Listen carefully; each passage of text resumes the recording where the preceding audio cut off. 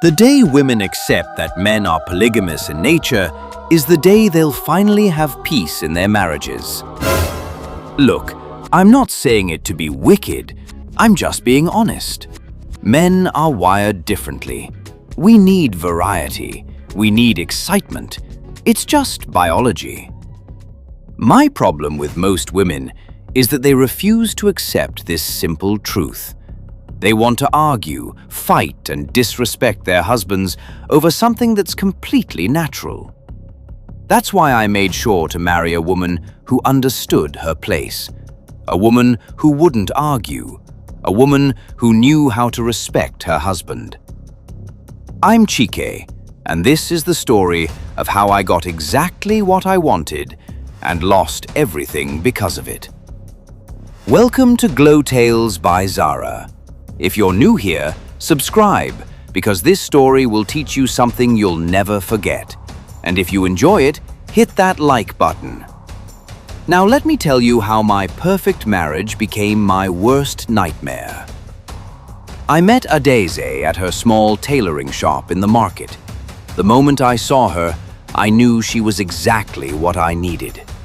She was beautiful, yes, but more importantly, she was calm. I watched how she handled difficult customers, even when they were clearly wrong. She never argued, just smiled patiently and said, "I will fix it, sir." That's when I knew, this is the woman I need to marry. We didn't waste time. 6 months later, she was my wife, and for the first 2 years, heaven, pure heaven. She cooked my favorite meals without being asked. She kept the house spotless. She never questioned where I was going or when I'd be back. She greeted me with a smile every single morning and prayed for me every night. My friends envied me. "Guy, you don't hit jackpot," they'd say. "Where you find this kind woman?" I felt like a king. But then something changed. Actually, let me be honest, I changed. I started getting bored. 2 years into our marriage, I realized something. Adeze was too perfect, too calm, too understanding, too predictable. She never got angry, never raised her voice, never fought back. I'd come home at midnight, and instead of confronting me, she'd warm my food and ask if I had a good day. I'd snap at her for no reason, and she'd apologize. I'd ignore her for days, and she'd just quietly go about her duties. At first, I thought this was what I wanted, but the truth? It was boring. My life felt boring. I needed excitement, passion, fire. So I started spending more time outside, with other women. Women who laughed loudly, women who wore tight dresses and smelled like expensive perfume. Women who made me feel alive. And you know what? It was easy, because Adeze never suspected a thing. Or maybe she did, but she never said anything. Either way, I was free. The day I truly realized I could do anything was the night I came home at 1 a.m. I was scared, I won't lie. I thought she'd be waiting at the door, ready to explode, ready to shout and throw things like other women do. But when I walked in, she was sitting on the couch, crying quietly, not screaming, not throwing accusations, just crying. I felt a small pang of guilt, but then she looked up at me with those red, swollen eyes and whispered, "Welcome home. Are you hungry?" That's when I knew I could do anything. She would cry, she would hurt, but she would never leave. So I did. I did whatever I wanted. I stayed out late. I stopped explaining myself. I brought home other women's perfume on my shirts. I answered phone calls in front of her and laughed into the phone while she sat there pretending not to hear. And every time, she'd just cry a little, then wipe her tears and continue being the perfect wife. Honestly, I started to despise her for it. How can a woman have no pride, no self-respect? I'd insult her sometimes, just to see if she'd finally snap. But nothing. "You're so weak," I told her once. "You're pathetic." She just nodded and said, "I'm sorry you feel that way." Sorry? Sorry?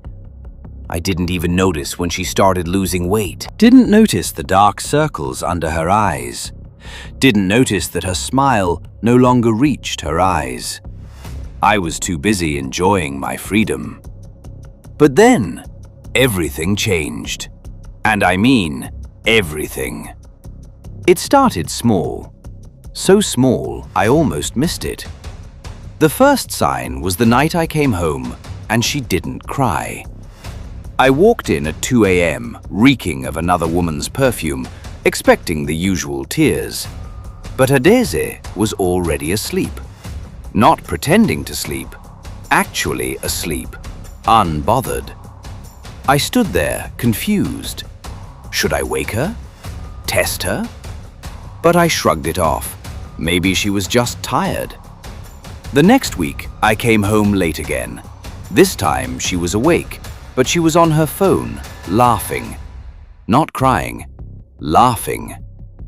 "Who are you talking to?" I demanded.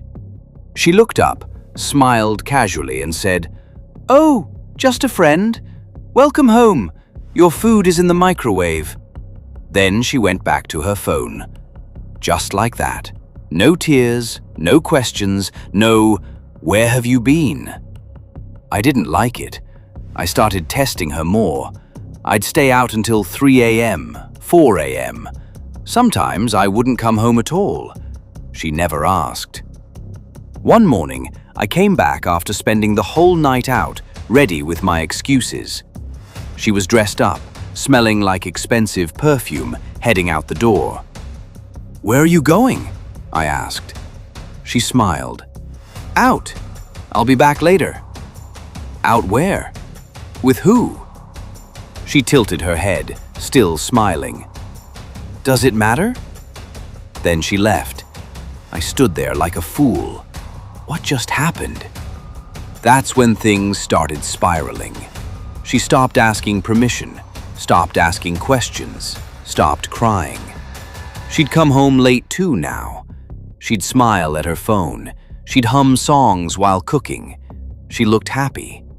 And I was going mad. "Adeze, where were you?" I'd demand when she came home at midnight. "Out," she'd say simply. "Out where?" "Just out. Why? Is there a problem?"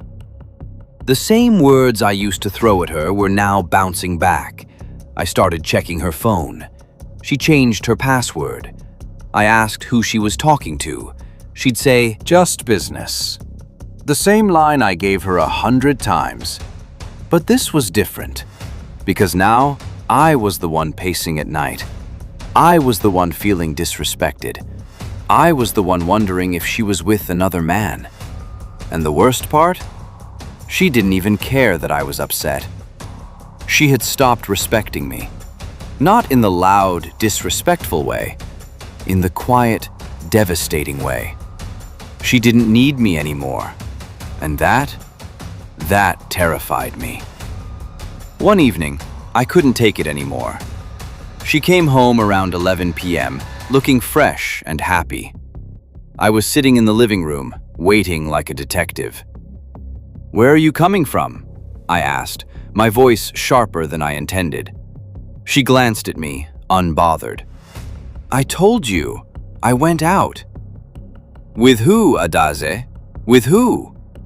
She set her bag down slowly, turned to face me, and for the first time in weeks, really looked at me. Her eyes were different, cold, distant. "Does it matter, Chike? You never told me where you went.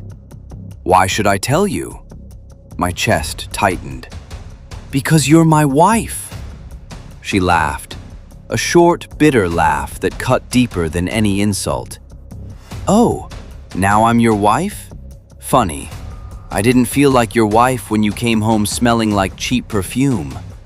I didn't feel like your wife when you answered other women's calls right in front of me. I didn't feel like your wife when you told me I was weak and pathetic. I opened my mouth, but nothing came out. She continued, her voice calm but deadly. You wanted freedom, Chike. You got it. But freedom works both ways. Then she walked past me into the bedroom and locked the door. I stood there, frozen. My hands were shaking. Not from anger, from fear. Because for the first time since we got married, I realized something. I had lost control, completely. The next few weeks were torture, pure, unfiltered torture. Adaze became a stranger in my own house. She stopped cooking my favorite meals, stopped ironing my clothes, stopped asking how my day was. She'd wake up early, get dressed beautifully, and leave before I even got out of bed. She'd come back late, sometimes smelling like cologne. Men's cologne. I confronted her one night. My voice was almost pleading.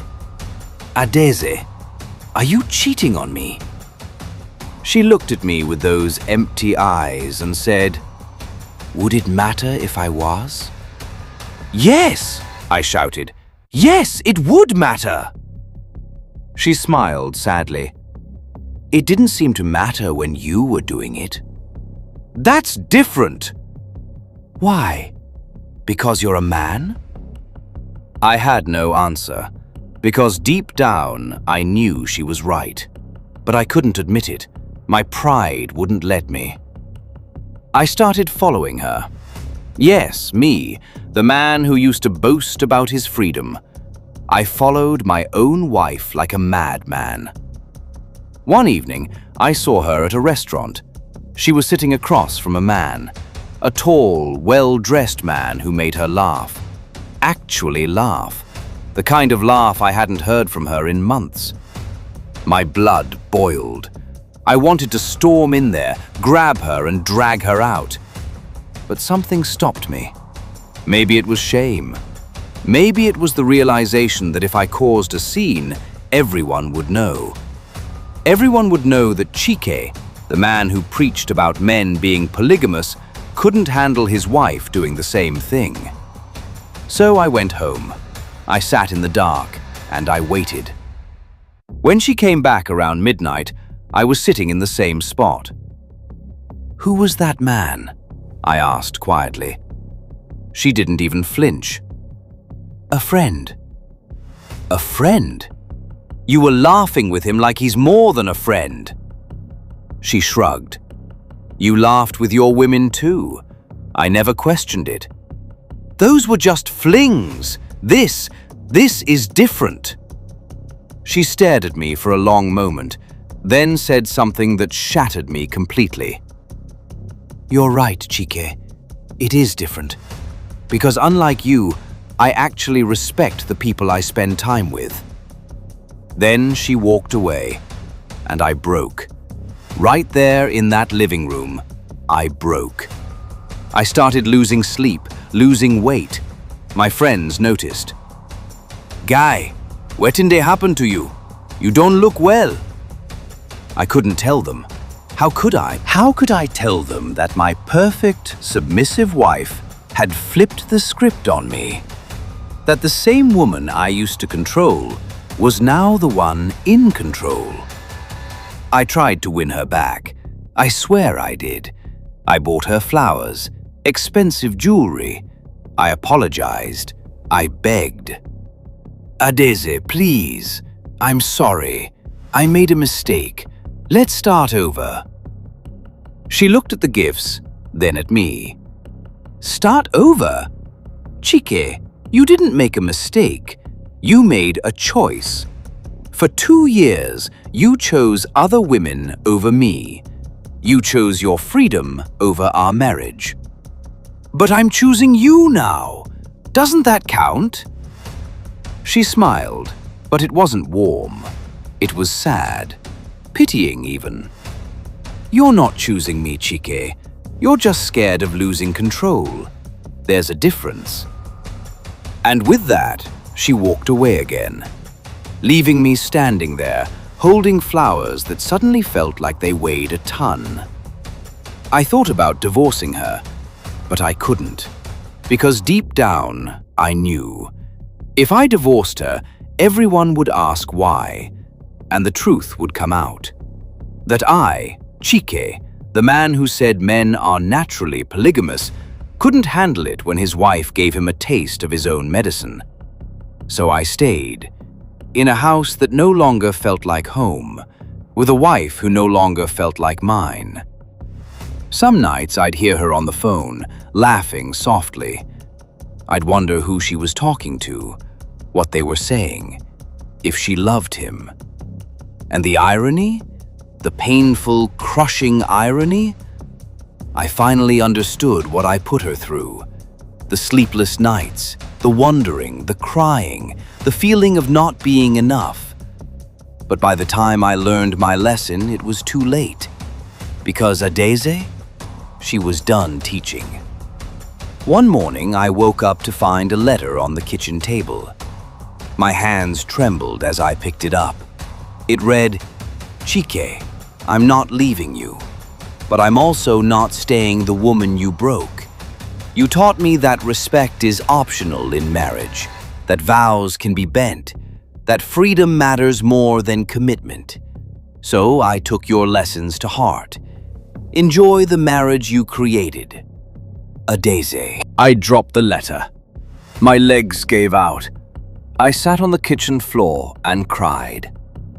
Not the kind of crying where tears just fall, the kind where your whole body shakes, where you can't breathe, where you realize you've destroyed the one good thing you had.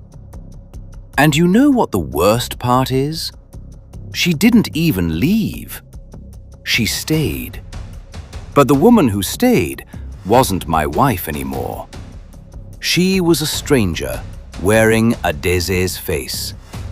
Living with her became my punishment. Every day, I watched her live her life, happy, free, unbothered, while I, the man who wanted freedom so badly, became a prisoner in my own home.